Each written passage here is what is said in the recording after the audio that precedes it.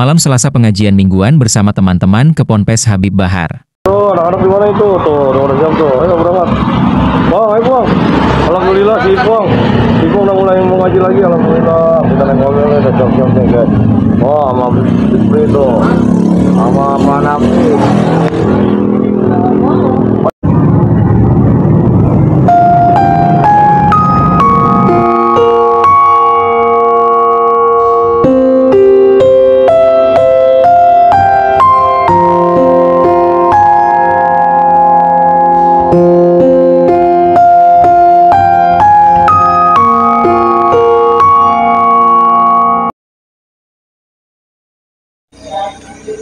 Alhamdulillah kita udah sampai ya.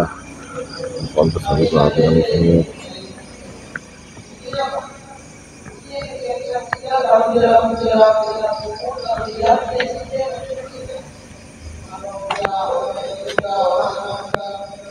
Oh, Habibmu, Ipong, Budi tuh. Tuh, belum ngaji aja udah adem belum ya? Udah adem belum? Mati. Adem, rasanya juga adem ini. Wah, ya Allah, tabarakallah tuh.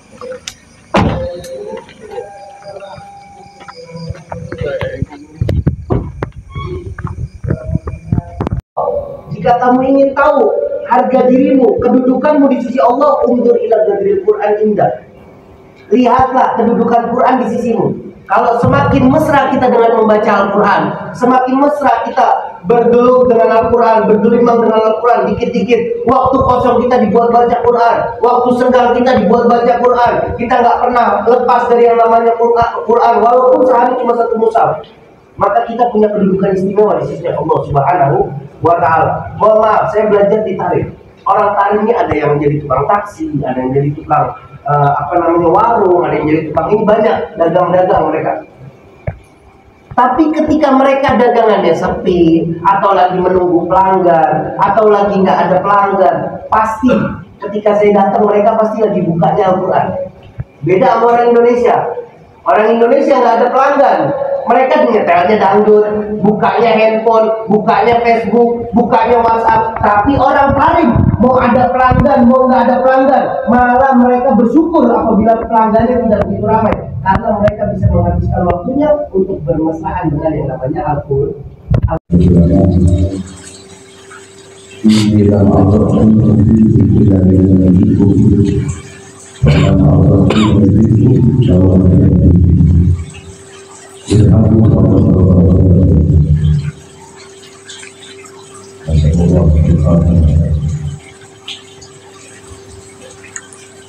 Assalamualaikum warahmatullahi wabarakatuh. Waalaikumsalam warahmatullahi wabarakatuh. Alhamdulillah.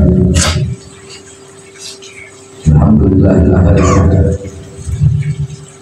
Wassalatu wassalamu ala man fis samaa'i ismuhu Ahmad wa fil ardi ismuhu Muhammad wa ala alihi wa sahbihi wa ba'd. Alhamdulillah. Segala puji dan syukur kehadirat Allah Subhanahu wa Ta'ala yang Maha Tahu, Maha memiliki segala pengetahuan, yang dimana yang tahu selain Allah adalah para pencari pengetahuan, yang berilmu selain Allah adalah pencari, yang dimana Allah Subhanahu wa Ta'ala yang memiliki pengetahuan. Allah Subhanahu wa Ta'ala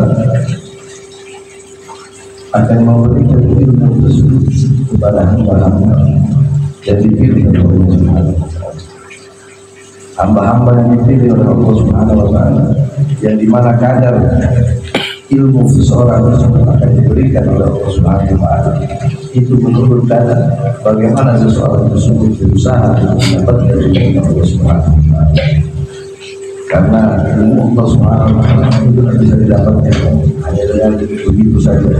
Dunia Allah Subhanahu wa Ta'ala tidak didapatkan kalau tidak benar-benar diamalkan. Tidak bisa benar-benar didapatkan kalau bukan karena ikhlas.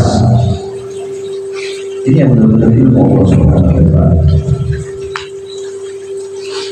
Ilmu yang dimana ilmu tersebut bisa merubah seseorang dari yang baik menjadi lebih baik, dari yang buruk menjadi yang baik. dari yang sebelumnya tidak sempurna, dari sebelumnya tidak sempurna menjadi sempurna. Ilmu yang menambahkan rasa takut seseorang kepada Allah Subhanahu wa Ta'ala. Ilmu yang bisa membuat seseorang semakin hari semakin dekat dengan Allah Subhanahu wa Ta'ala. Ilmu yang menjadikan seseorang tidak pernah merasa aman dari azab dan siksa Allah, selalu merasa diawasi oleh Allah Subhanahu wa Ta'ala. Ilmu-ilmu seperti ini adalah ilmu Allah Subhanahu wa Ta'ala. Nah, maka sang pemilik ilmu tersebut adalah orang-orang yang telah dipilih oleh Allah Subhanahu wa Ta'ala untuk mendapatkan ilmu tersebut. Sebagaimana dikatakan oleh Rasulullah SAW bahwasanya Allah Subhanahu wa Ta'ala yaumul qiyamah, sesungguhnya Allah Subhanahu wa Ta'ala yang maha suci, Allah Subhanahu wa Ta'ala yang maha suci membangkitkan para ahli ibadah di hari kiamat nanti. Summa yab'atsu ulama, kemudian Allah Subhanahu wa Ta'ala membangkitkan para ulama. Summa yaqulu, kemudian Allah berkata kepada para ulama. Allah berkata, Allah Subhanahu wa Ta'ala berfirman, ya ma'asyiral ulama, wahai sekelompok orang-orang yang berilmu, wahai orang-orang yang memiliki ilmu pengetahuan, inni lam a'dha ilmi fikum illa bikum. Kata Allah, sesungguhnya aku tidak meletakkan ilmu pengetahuanku kepada kalian illa ilmi bikum, kecuali pengetahuanku itu atas pengetahuanku terhadap kalian. Aku tidak akan memberikan ilmuku, aku tidak akan meletakkan ilmuku kepada kalian itu kecuali atas pengetahuanku, karena aku tahu siapa kalian, aku tahu siapa orang yang layak untuk mendapatkan ilmu.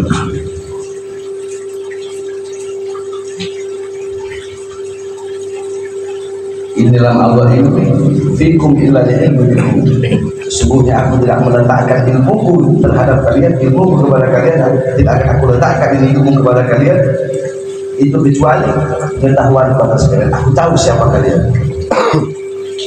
Jadi orang-orang yang Allah letakkan baginya ini, sekali lagi itu adalah orang-orang yang telah Allah pilih sebagai hamba-hamba yang hatinya Allah Subhanahu wa Ta'ala letakkan cahayanya Allah. Apa cahaya tersebut? Cahaya itu.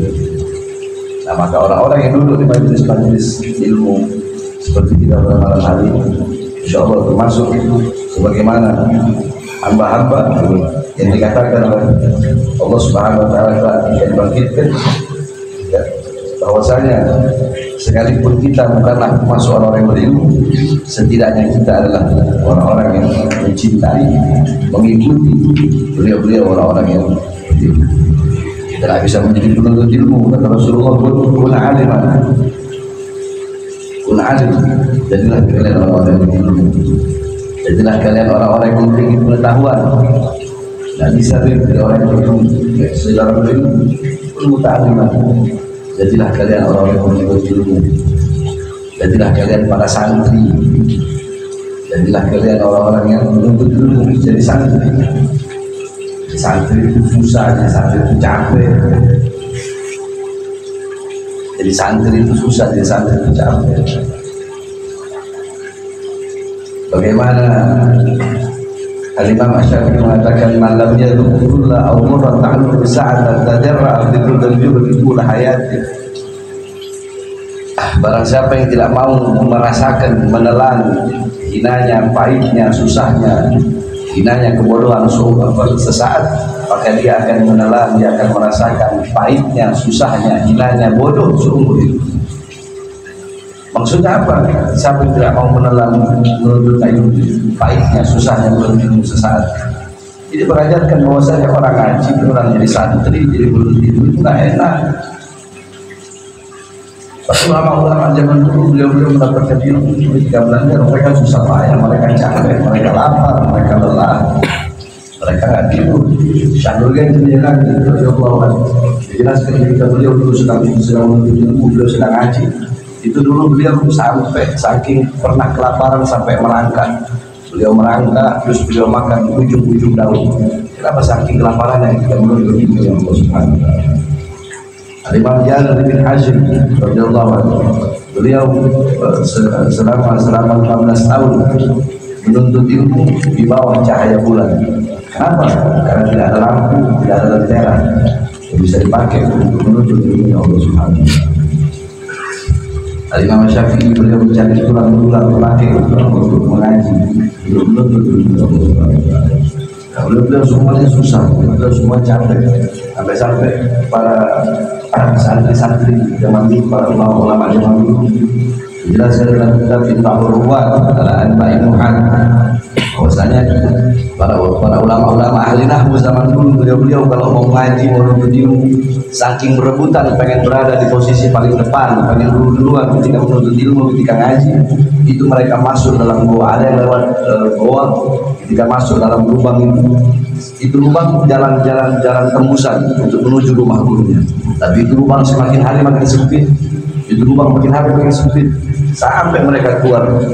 Ketika mereka keluar dari lubang tersebut, dikatakan bahwasanya semua daging-daging dari tangan mereka dan tubuh mereka, semua daging-dagingnya copot karena begitu tajamnya dalam gua tersebut. Hanya untuk apa? Hanya untuk pengen berada di barisan paling depan ketika sedang menuntut ilmu Allah, ketika menjadi santri. Susah, capek. Ada yang tidur di kandang kuda gurunya, ada yang tidur di kandang keledai gurunya, ada yang tidur di kandang sapi milik gurunya. Kenapa? Saking pengen berada di barisan paling depan untuk ngaji, untuk menuntut ilmu. Itu para ulama-ulama terdahulu. Makanya mereka mendapatkan keberkahan yang luar biasa. Sampai ada yang beliau berdiri di hadapan pintu rumah gurunya, sampai rumah ketika buka pintu tak kenal. Kenapa? Karena semua wajahnya telah penuh dengan debu sehingga dia tidak kenal siapa lagi. Siapa? Itu seorang santri, kita harus capek, harus susah, harus lapar. Apa kata Sayyidina bin Mas'ud? Dalam taliban fa'azas tumatuluban. Susah, hina, capek, aku hina, ilmu aku hina. Jika aku menuntut ilmu aku susah, tapi aku mulia ketika aku menjadi orang yang mencari ilmu. Ketika aku menjadi santri, ketika aku menjadi pencari ilmu, ya aku susah, aku capek. Ketika aku menjadi orang yang memiliki ilmu, ketika aku menjadi orang yang dicari ilmunya, maka aku memiliki ilmu. Dalal tu taliban, aku hina ketika menjadi pencari apa? Pencari. Wa azaztu matluban, dan aku mulia ketika aku menjadi yang dicari. Yang dicari apa? Yang dicari.